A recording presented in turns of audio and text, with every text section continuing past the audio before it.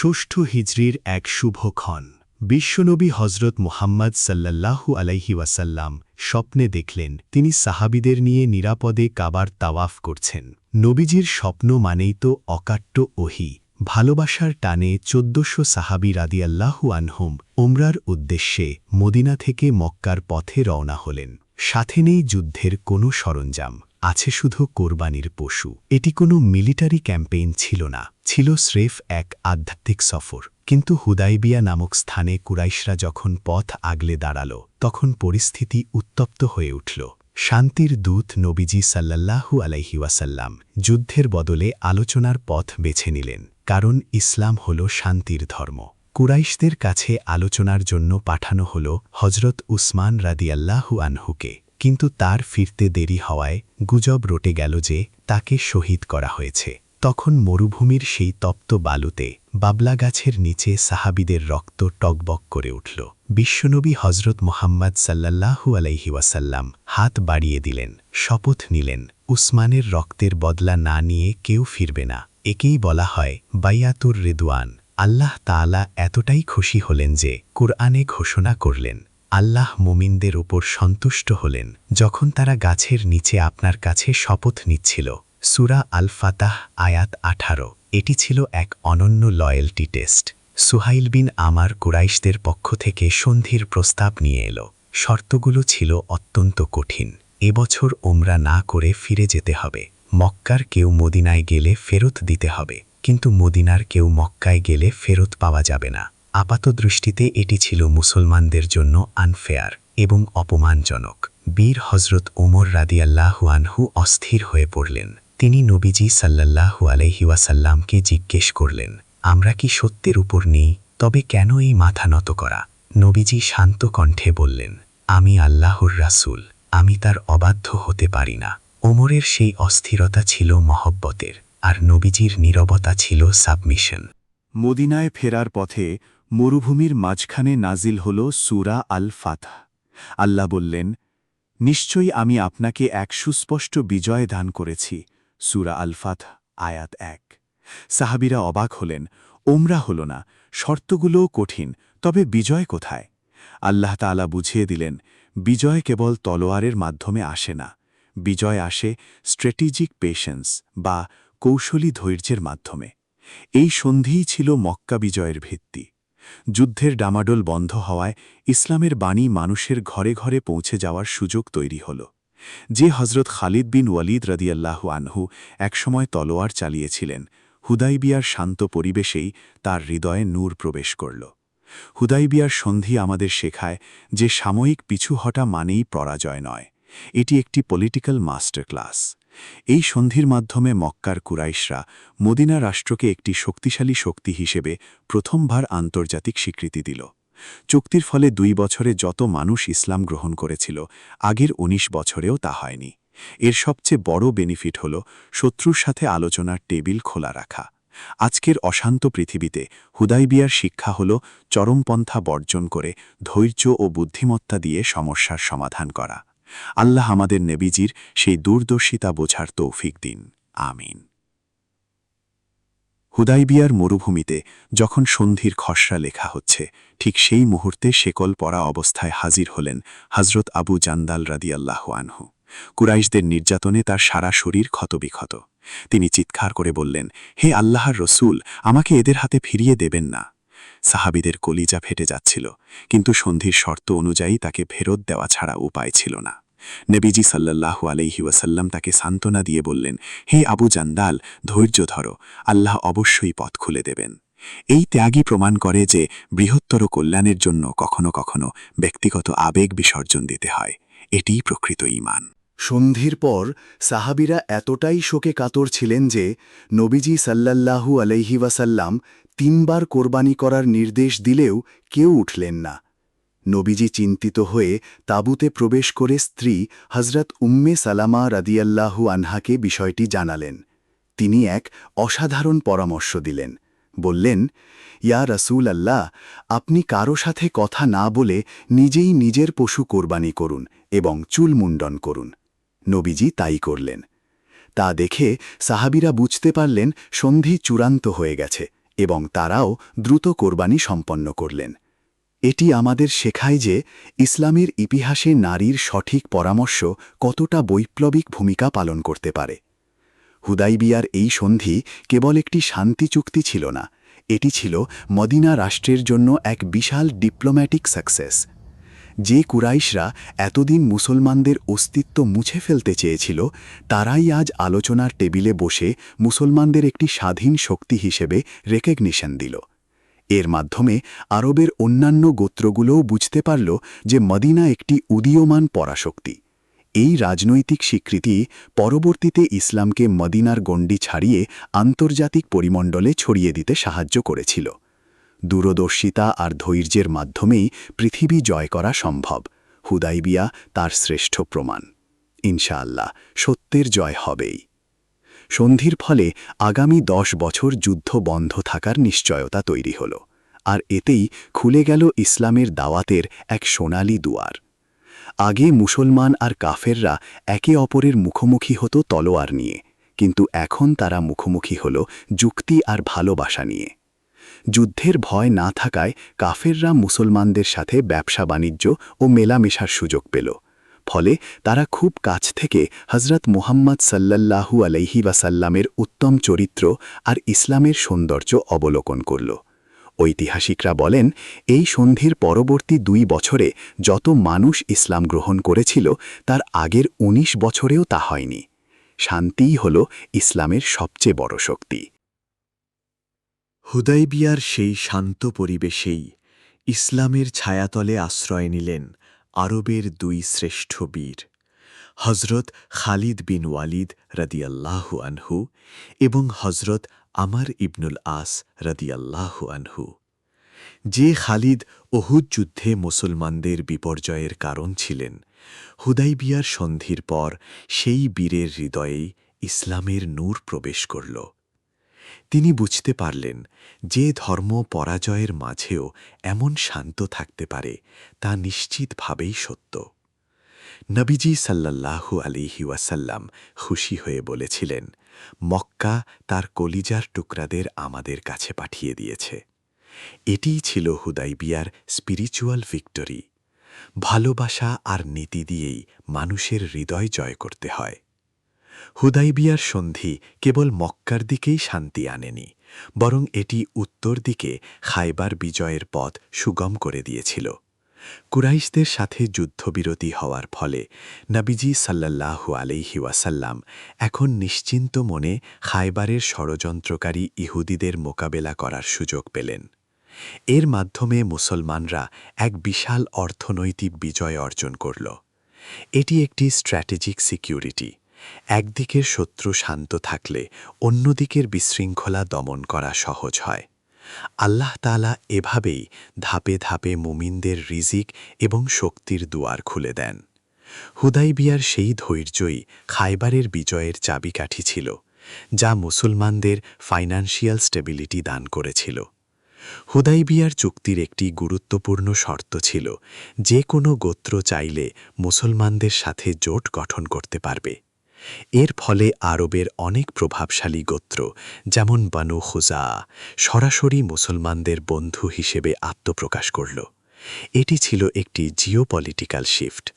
আগে মানুষ কুরাইশদের ভয়ে ইসলামের ছায়ায় আসতে ইতস্তত করত, কিন্তু এখন তারা স্বাধীনভাবে ইসলামের পক্ষে অবস্থান নিতে শুরু করল। এর মাধ্যমে মদিনা রাষ্ট্রের প্রভাব বলয় আরবের আনাচে কানাচে ছড়িয়ে পড়ল। সত্য যখন প্রকাশে আসে, তখন মিথ্যার আধিপত্য এভাবেই তাসের ঘরের মতো ভেঙে যায়। ঐক্যই হল মুমিনদের আসল শক্তি। হুদাইবিয়ার সন্ধি পরবর্তী শান্তিকালীন সময়ে নবীজি সাল্লাল্লাহু আলাইহি ওয়াসাল্লাম এক ঐতিহাসিক পদক্ষেপ নিলেন।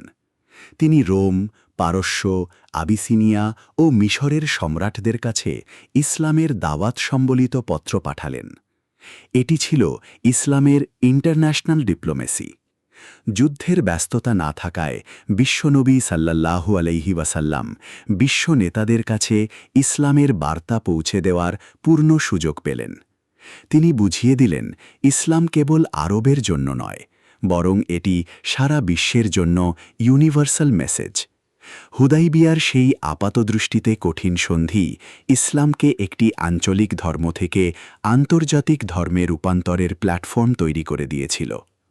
হুদাইবিয়ার প্রান্তে যখন সাহাবিরা রাদিয়াল্লাহু আনহুম মানসিকভাবে বিপর্যস্ত ছিলেন, তখন কেবল একটি জিনিসই তাদের টিকিয়ে রেখেছিল, তা হল আল্লাহর ওপর অটল বিশ্বাস বা তাওয়াক্কুল।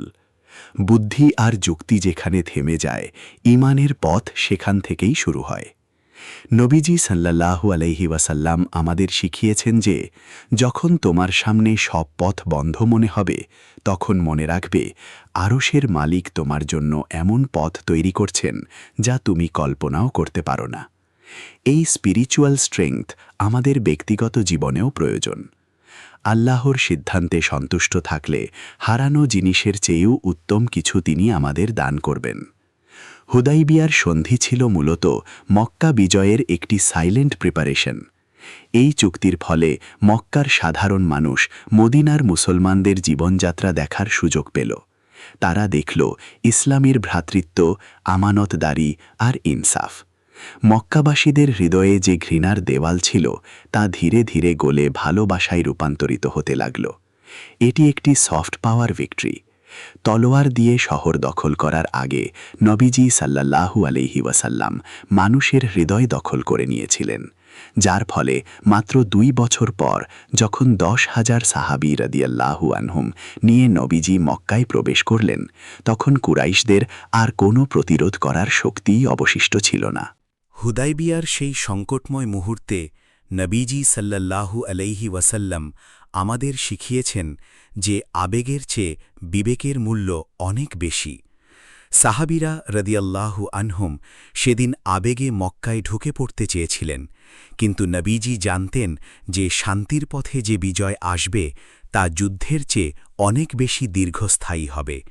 এটি একটি ইমোশনাল ইন্টেলিজেন্স।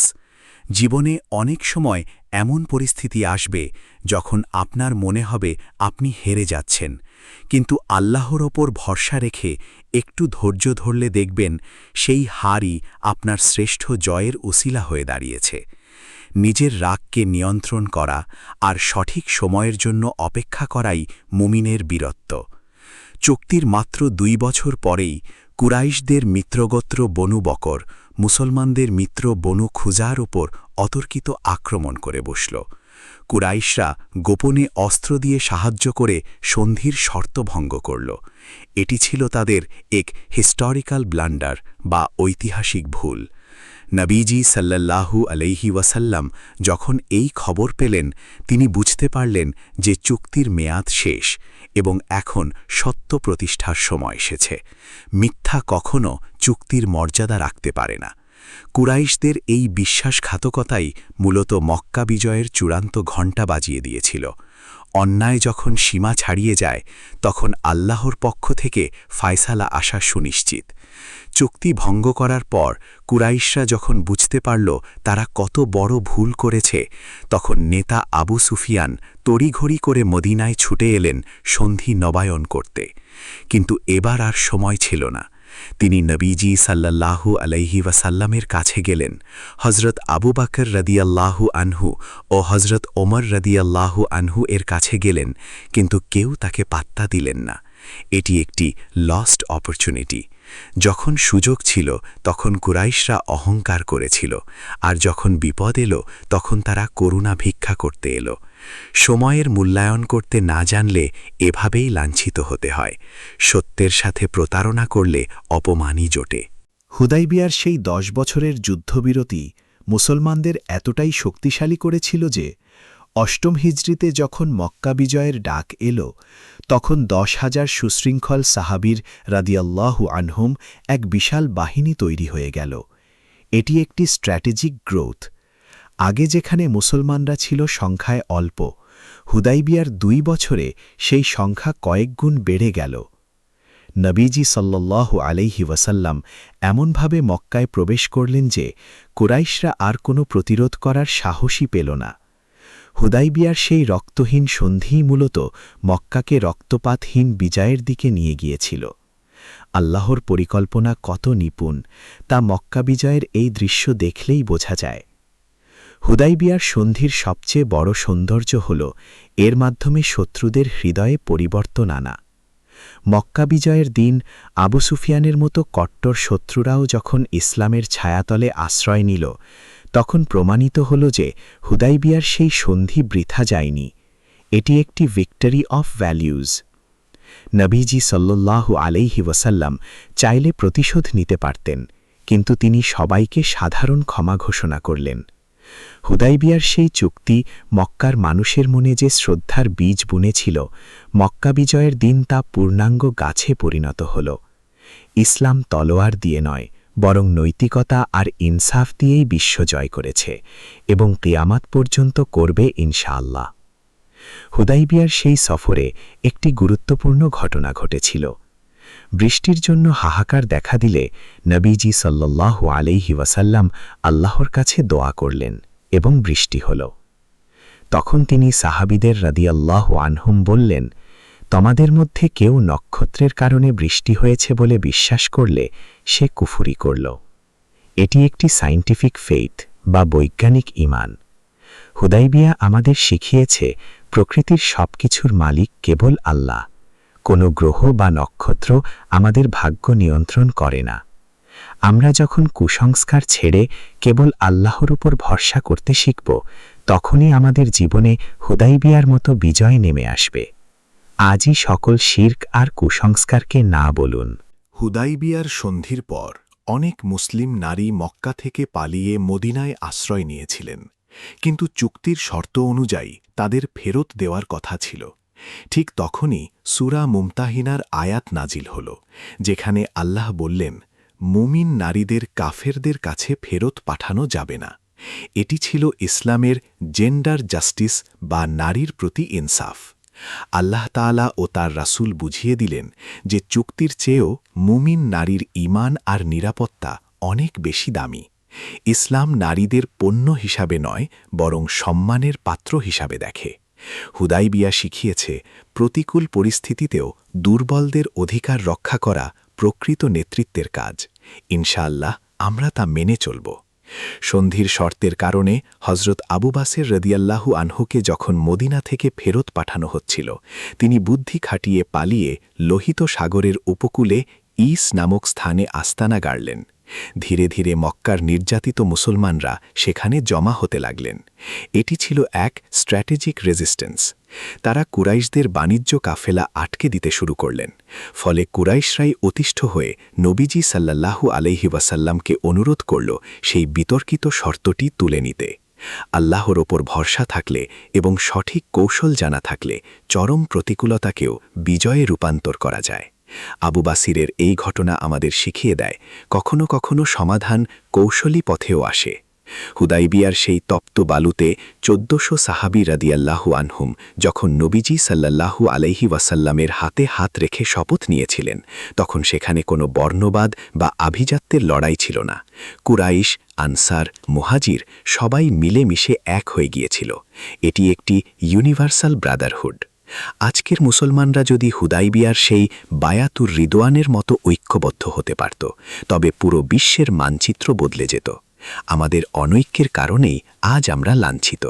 হুদাইবিয়া আমাদের ডাক দিয়ে বলে, ফিরকা আর দলাদলি ছেড়ে সীসা ঢালা প্রাচীরের মতো এক হয়ে যাও। ঐক্যবদ্ধ উম্মাই হল বাতিলের বিরুদ্ধে সবচেয়ে বড় শক্তি। ব্যক্তিগত জীবনে আমরা যখন সংকটে পড়ি, তখন আমাদের উচিত হুদাইবিয়ার সেই ইতিহাসের দিকে তাকানো। আমরা একটু লস হলে বা কেউ আমাদের সাথে অন্যায় করলে অস্থির হয়ে যাই, কিন্তু মনে রাখবেন, নবীজি সাল্লাল্লাহু আলাইহি ওয়াসাল্লাম সেদিন মাথা নত করেছিলেন আল্লাহর নির্দেশে এক বিশাল জয়ের জন্য। এটি একটি ভিশনারি স্যাক্রিফাইস। আপনার কেরিয়ার বা ব্যবসায় যদি কখনো একটু পিছিয়ে পড়তে হয়, তবে ভেঙে পড়বেন না। হয়তো আল্লাহ আপনাকে আরও বড় কোনো জয়ের জন্য প্রস্তুত করছেন। হুদাইবিয়া শিখায়, হেরে যাওয়া মানেই শেষ নয়, বরং আল্লাহর উপর ভরসা রেখে ধৈর্য ধরা মানেই চূড়ান্ত বিজয়ের প্রথম ধাপ। হুদাইবিয়ার সন্ধি আমাদের শিখিয়েছে যে একজন মুমিনের কাছে তার ওয়াদা বা প্রতিশ্রুতি কতটা দামি। সন্ধি চলাকালীন হযরত আবু জান্দাল রাদিয়াল্লাহু আনহু যখন সাহায্য চাইলেন, নবীজি সাল্লাল্লাহু আলাইহি ওয়াসাল্লাম তাকে ফেরত দিলেন, কারণ তিনি চুক্তিবদ্ধ ছিলেন। এটি একটি এথিক্যাল ইন্টেগ্রিটি। ইসলাম আমাদের শিখিয়েছে বিপদে পড়লেও যেন আমরা আমাদের আদর্শ থেকে বিচ্যুত না হই। আজ আমরা স্বার্থের জন্য কত সহজেই না কথা দিয়ে কথা রাখি না। হুদাইবিয়া আমাদের দেখিয়ে দেয় মুমিনের মুখ থেকে বের হওয়া একটি শব্দ একটি আমানত। ওয়াদা রক্ষা করাই হল ইসলামের আসল সৌন্দর্য। ইনশাআল্লাহ আমরা আমাদের প্রতিশ্রুতি রক্ষা করব। সন্ধিপত্র লেখার সময় যখন সুহাইল বিন আমর বিসমিল্লাহ এবং মুহাম্মদুর রসুলুল্লাহ লিখতে আপত্তি জানাল, নবীজি সাল্লাল্লাহু আলাইহি ওয়াসাল্লাম নিজ হাতে সেই শব্দগুলো মুছে দিতে রাজি হলেন। সাহাবীরা রাদিয়াল্লাহু আনহুম কষ্ট পাচ্ছিলেন, কিন্তু নবীজি জানতেন যে নামের চেয়ে কাজের গুরুত্ব বেশি। এটি একটি মাস্টার ক্লাস অফ হিউমিলিটি। আজ আমরা আমাদের পদবি বা ইগো নিয়ে কতটা লড়াই করি, অথচ বিশ্বনবী সাল্লাল্লাহু আলাইহি ওয়াসাল্লাম শিখিয়েছেন যে সত্য প্রতিষ্ঠার জন্য নিজের ব্যক্তিত্বকে ছোট করতে জানাই হল প্রকৃত বীরত্ব। আল্লাহর জন্য বিনয়ী হলে আল্লাহ নিজেই আপনার নামকে আসমান পর্যন্ত বুলন্দ করে দেবেন। হুদাইবিয়ার সন্ধি কেবল একটি স্থানীয় চুক্তি ছিল না, এটি ছিল মদিনা রাষ্ট্রের জন্য প্রথম ইন্টারন্যাশনাল রেকগনিশন। যে মক্কাবাসীরা এতদিন মুসলমানদের বিদ্রোহী বলে প্রচার করত, তারাই আজ একটি সার্বভৌম শক্তি হিসেবে মুসলমানদের মেনে নিল। এটি একটি জিওপলিটিক্যাল ভিক্টরি। এর ফলে আরবের অন্য গোত্রগুলোর মনে ইসলামের প্রতি এক ধরনের রাজকীয় সম্মান তৈরি হল। হুদাইবিয়া শেখায় যে তলোয়ারের চেয়েও শক্তিশালী হল সঠিক কূটনীতি এবং উন্নত নৈতিকতা। আপনি যখন নিজেকে আদর্শবান হিসেবে গড়ে তুলবেন, তখন শত্রুও আপনার অস্তিত্বকে স্বীকার করতে বাধ্য হবে। এটি ইসলামের সফট পাওয়ার বিজয়। ইনশাআল্লাহ সত্যের বিজয় নিশ্চিত। হুদাইবিয়ার সেই ক্লান্তিকর ও হতাশাজনক সময়েই নাজিল হল সূরা আল ফাত। যখন মানুষ দেখছিল পরাজয়, আল্লাহ তখন ঘোষণা করছিলেন বিজয়। এটি একটি সাইকোলজিক্যাল শিফট। মুমিনের জীবনে কখনো হতাশা বলতে কিছু নেই। অন্ধকার যত গভীর হয়, ভোরের আলো তত কাছে আসে। হুদাইবিয়া শিখিয়েছে, যখন চারপাশ থেকে সব দরজা বন্ধ মনে হবে, তখন মনে রাখবেন আসমানের দরজা আপনার জন্য খোলা আছে। পজিটিভ থিঙ্কিং বা ইতিবাচক চিন্তাই হল ঈমানের দাবি। আল্লাহ তাআলা যা করেন তার মধ্যেই আমাদের জন্য শ্রেষ্ঠ কল্যাণ লুকিয়ে থাকে। ধৈর্যই হল সাফল্যের চাবিকাঠি। ইনশাআল্লাহ ভালো দিন আসবেই। হুদাইবিয়ার সন্ধির সবচেয়ে বড় প্রাপ্তি ছিল যুদ্ধের অবসান। যুদ্ধের ডামাডোলে মানুষের বিবেক কাজ করে না, কিন্তু শান্তি এলে মানুষ সত্য নিয়ে চিন্তা করার সুযোগ পায়।